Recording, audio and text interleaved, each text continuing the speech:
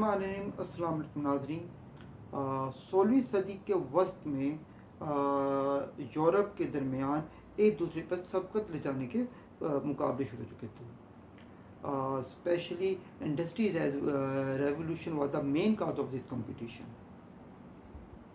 Expansionism की policy को मद्देनजर रखते हुए ये ममालिक छोटे छोटे ममालिक पर और छोटे और खित्तों पर काबिज हो रहे थे, जिसके दो मकासद थे। एक तो अपनी ताकत को बढ़ाना था और दूसरा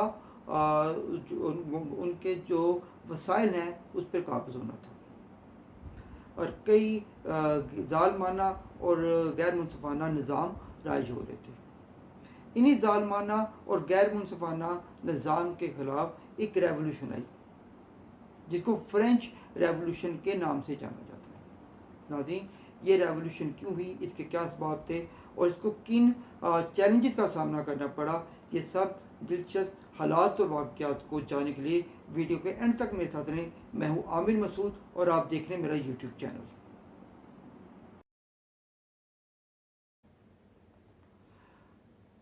तीन सुपर पावर्स फ्रांस, बरतानिया, जर्मन में मुकाबला जारी था, जिनमें से एक अफ्रीका के पर कंट्रोल करना था, यानी कि अफ्रीका के रिसोर्सेज पर कंट्रोल करना था, और जो आगे चलकर एक सर्द जंग की इन ममालिक के दरमियान वजह बना।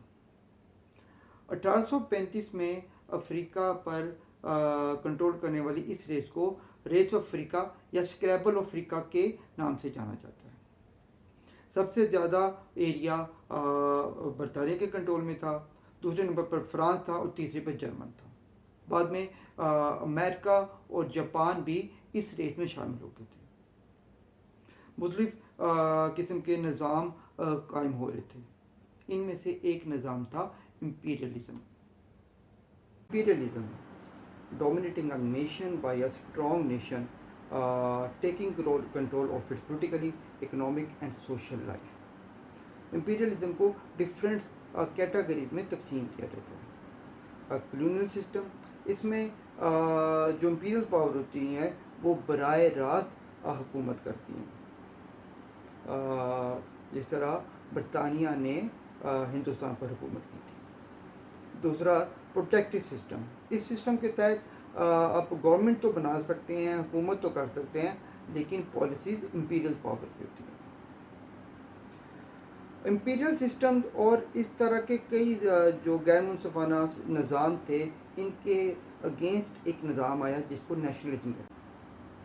Nationalism is an ideology that pride in the nation and desire for the independence.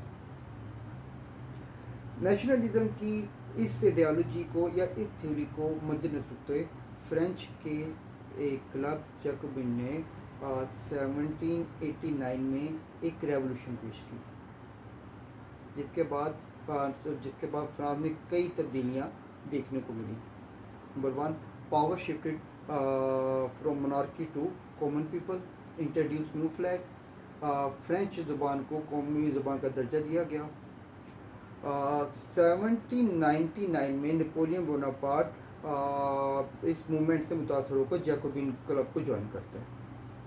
1804 में नेपोलियन बोनापार्ट सिविल कोड मुतारफ़ करवाता है। नाज़रीन, ये सिविल कोड क्या थे और नेपोलियन बोनापार्ट कौन था, ये सब जानने के लिए मेरी अगली वीडियो का इंतज़ार करें।